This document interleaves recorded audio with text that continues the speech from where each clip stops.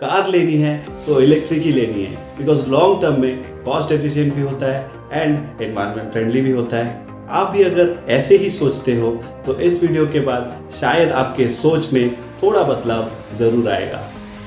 The world is heading towards 70% of EV sale by 2030 and इससे सबको लगता होगा कि ये एनवायरनमेंट के लिए अच्छा है, but this is not true.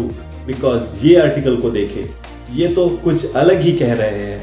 नॉर्वेगन university के एक रिसर्च के अनुसार एक EV ऑन रोड में आने से पहले ही अराउंड 4000 kg CO2 एमिट कर चुके होते हैं, जिसके चलते हर साल इनडायरेक्टली 12,000 लोगों की जान चली जाती है। नमस्कार दोस्तों and welcome back to my channel go beyond. आज हम लोग बात करने वाले हैं इलेक्ट्रिक व्हीकल के बारे में एंड कैसे इलेक्ट्रिक व्हीकल के इस मार्केट को एक disruptive technology hydrogen fuel cell car से रिप्लेस किया जा सकता है।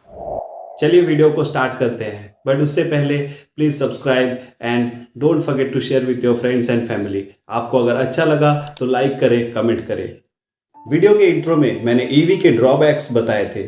EV में यूज होने वाले लिथियम आयन बैटरी मैन्युफैक्चरिंग में 100 kg CO2 प्रोड्यूस होते हैं पर किलोवाट एंड एक एवरेज EV में 40 किलोवाट के बैटरी होते हैं, जिसको कैलकुलेटर में सिंपली अगर कैलकुलेट करेंगे तो 4000 kg CO2 होते हैं। ये तो हो गया हिसाब किताब एक EV रोड में आने से पहले का pollution. But wait, all of us already know that in the coming decades एक EV का सुनामी आने वाला है। एस्टिमेट ये किया जा रहा है कि 2030 तक वर्ल्ड में अराउंड 70% व्हीकल EV होगा। फिर जब उस EV का रिटायरमेंट का टाइम आएगा, देन जगह जगह में कंट्रीज में डेड बैटरीज के माउंटेन दिखेंगे, जो कि एनवायरनमेंट के लिए बहुत ही ज़्यादा हार्मफुल होगा। So what's next to counter this technology with no harm to the environment actually?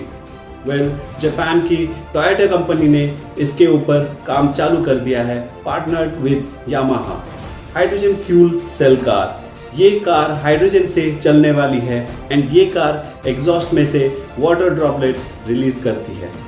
कितना इंटरेस्टिंग है ना? चलिए इसको आगे और समझते हैं। वेल, ये कोई न्यू कॉन्सेप्ट नहीं है। 1860 में एक बेल्जियन इंजीनियर ने first hydrogen car hippo mobile बनाया था, बट इसमें इलेक्ट्रोलाइसिस के चलते फॉसिल फ्यूल्स का यूज केस इश्यूज खड़ा किया एंड फिर हाइड्रोजन फ्यूल से चलने वाला कार का सपना ही रह गया।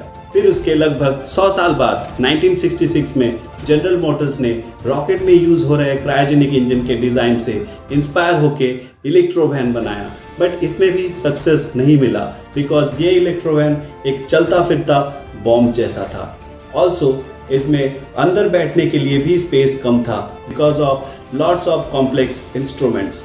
नाउ फाइनली EVs को किल करने का मार्केट एस्टेब्लिश्ड भी हो चुका है। जापान के टोयोटा कंपनी ने हाइड्रोजन फ्यूल सेल सिस्टम को बहुत ही अच्छे तरीके से डेवलप किया है एंड इसी को फ्यूचर ऑफ सस्टेनेबल ट्रांसपोर्टेशन माना जा रहा है। ये चलती है हाइड्रोजन फ्यूल से। इस मैकेनिज्म में एक टैंक में हाइड्रोजन फ्यूल स्टोर्ड होते हैं, यहाँ से हाइड्रोजन फ्यूल सेल में आते हैं एंड हाइड्रोजन मिक्स होता है एयर ऑक्सीजन से एंड फिर एक कॉम्प्लेक्स प्रोसेस से होके गुजरते हैं, फिर एनर्जी प्रोड्यूस करता है। ऑब्वियसली ये एक ब्रॉड अंडरस्टैंडिंग है hydrogen fuel cell electric car की। चलिए इसके पीछे का साइंस को देखते हैं। हाइड्रोजन जब फ्यूल सेल में आता है विद एयर ऑक्सीजन, तब वो हाइड्रोजन स्प्लिट होती है प्रोटॉन एंड इलेक्ट्रॉन में। फिर उसमें से जो इलेक्ट्रॉन है वो होती है इलेक्ट्रिसिटी का कारक, जो फर्दर यूज होती है मोटर को रन करने के लिए एंड बचा प्रोटॉन ऑक्सीजन के साथ मिक्स होके वाटर वेपर बनती है एंड एग्जॉस्ट होके इवेपोरेट हो जाती है एंड इस व्हीकल को कुछ ही मिनट्स लगते हैं फ्यूल अप करने के लिए, similar to diesel and petrol.